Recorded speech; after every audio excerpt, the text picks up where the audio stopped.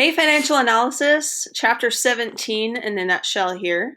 Chapter 17 is only 6 sections long, so we would have covered 2 Monday, 2 Wednesday, 2 Friday. That's the entire chapter, but we'll do the chapter review and test next week, and then dive into chapter 18 after that. So let's talk about chapter 17, which is in a unit where we're talking about like owning your own business, which is a super cool idea because I bet a lot of you, when you get out of college, you're going to end up owning your own business. And that's super cool. Usually you make more money that way, assuming it's successful.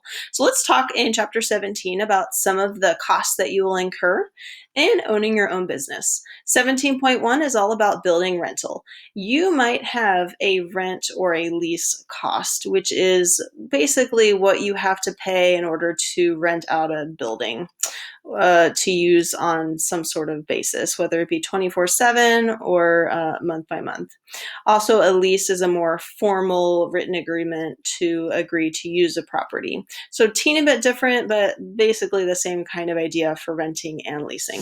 The formula involved in this section is taking whatever annual rate they're charging times the number of square feet. So basically, the bigger the space that you're renting, the more money they're going to charge you. You do divide by 12 at the end because an annual cost isn't only going to equal a monthly rental charge if you divide by 12 because there are 12 months in a year. Moving on to 17.2, you need to think about owning your own business someday. You're going to have to maintain your property or the things that you use in your business. So a labor charge, for example, you might hire some people to put a new roof on your house, and you don't just pay them their hourly rates, you also pay for the tiles to actually put on your roof. So you have to pay people to do a job, usually based on an hourly rate. And notice in the formula, you're going to add these two numbers together. However, as in a lot of financial analysis sections, there might be sub-problems within the bigger problem of adding these two numbers together. So the labor charge, you might have to think about the fact that you're paying someone minimum wage is $12 an hour, and they worked for 2 hours, so $24 is their labor charge, plus anything you need to pay them that they used as equipment to get the job done. So that's 17.2, thinking about maintaining your business and the place where you work. 17.3 is about renting equipment. Sometimes you need to rent equipment to do your job well, so you have to think about equipment costs. Renting equipment rather than buying the items. So if we just buy things and we just pay for them once and done, but renting equipment is often the cheaper way to go if you can't afford to buy them for a lifetime. So when renting equipment, you're often charged a usage tax. Unfortunately, wear and tear is a real thing in life, so they charge usage tax to kind of offset the cost of you borrowing something and possibly damaging it, and just over time things wear down. So usage tax, you're going to take your rental charge and multiply by the rate. Then you take that usage tax, add it to the rental charge, and multiply by time to get your total rental cost. So the more time that you rent something, the higher the cost is going to be for you to rent that item. So usually people, when they rent stuff, they try to get it back as fast as they can to the company they rented it from, because then they're paying less money to rent the item. 17.4 is all about utility costs. The first one is telephone. There's going to be another utility cost, electricity, in the next section. For a telephone, utilities is a type of utility, but it's not the only utility. We're defining utilities here as telephone, electricity, water, gas. There are a lot of things you might have to pay for on a monthly basis to use. Monthly service charge are charged as a base amount, but you may have to pay a little bit over a base amount. For example, with the telephone, if you have more lines than just the maximum allowed amount, you might have to pay an extra charge. So the formula in this section is a base monthly service charge. They'll give that to you in the problem. The cost of additional minutes might require a separate calculation to think about how many additional minutes you have, considering how many you used, how many the plan allows, and you used more than the plan allows, so you have to pay a little extra for your minutes overtime. You might also have to pay for additional lines. If a line monthly service charge is for only 2 lines, but you need 4 lines because you have 4 people working for you, who also need services, then you might have to pay for 2 additional lines. So taxes at the end, add that in as a cost for the total cost for the month. So yeah, another section where you're having to do a little calculation, and then at the end you're adding it all together for the total cost. In 17.5, another utility cost comes up, electricity. Almost every business has to pay for its use of electricity. And you can imagine why, because some businesses will use way more electricity than other businesses will. So usually you do have to pay for utilities, even if you're renting out a space. So there's a lot of vocab terms in this section. Take your time on this one. Just make sure you understand what all of these terms mean.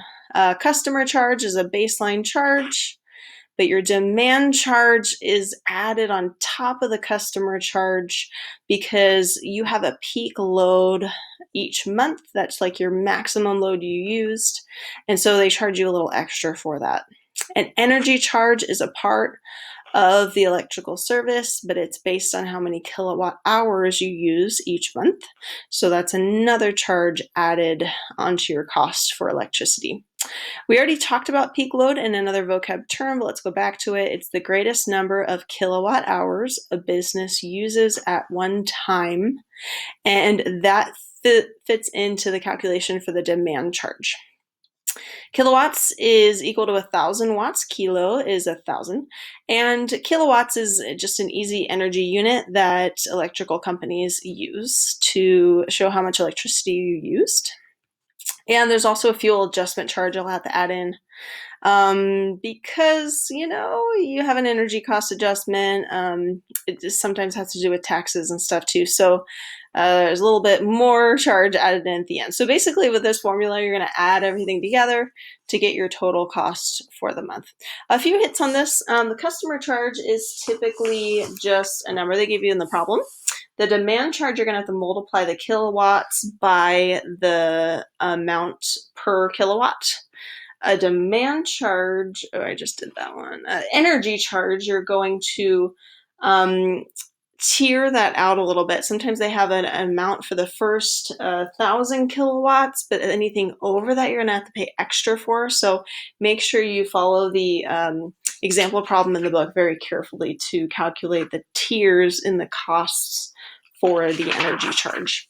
And then the fuel adjustment charge at the end is a separate rate where you'll multiply that cent or dollar amount by the kilowatt hours used. And then, of course, as this formula shows, you add it all together at the end. Little pieces you're going to fit together for that section for sure. The last section of this chapter, professional services. Of course, different businesses are going to look different in the way that they hire professional services out, but it's a business advising another business on a project. So my husband actually does this all the time as an engineer. They hire out professionals to serve as advisory committees, and they have to pay a fee for that. So a consultant always charges a fee. It's a payment for a service. It might be a flat fee. It might be a percent of the cost of a project. It might be an hourly rate. So you have to consider that owning a business might be expensive in the way that you might have to hire out some professional services. This is going to look different for different businesses. So the formula here simply says total cost is the sum of the consultant's fees. So each problem in your homework is going to look a little bit different for that, but basically you're just going to add the costs together. So that's it for chapter 17. Good luck. Get that homework done. Again, test not till next week, but it was a day this week where we had 3 block days going on. So we're covering 6 sections. All right, there you have it. And, it's frustrating to think that we're still doing distance learning, but I just want to add my 2 cents here at the end. We're all doing the best that we can. Students are doing the best to learn. Teachers are doing the best to teach. Nobody, I think, thinks this is an ideal situation, but it is what it is. So just try your best, go strong, reach out to your teachers when you need some help, and It'll all be better at some point. So do your best, you guys. I trust you, and you're doing great, though, by the way. So a lot of you are just really taking this all in stride and doing well. Awesome job, you guys. Take care. Bye.